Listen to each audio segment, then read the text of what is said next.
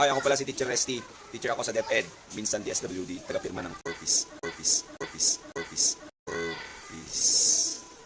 Taga-fill in ng mga forms. At nurse rin pala. Nagpupurga at naglilinis ng sugat dahil sa kalikutan at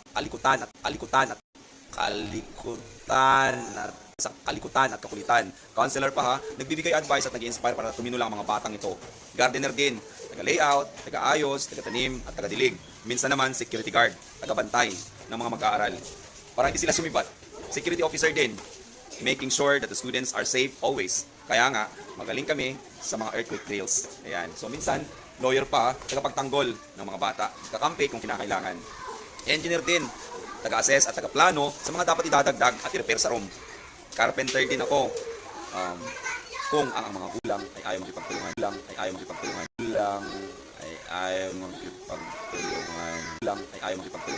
minsan painter kapag kinakailangan, pipinturahan ang mga walls at desk ng mga bata.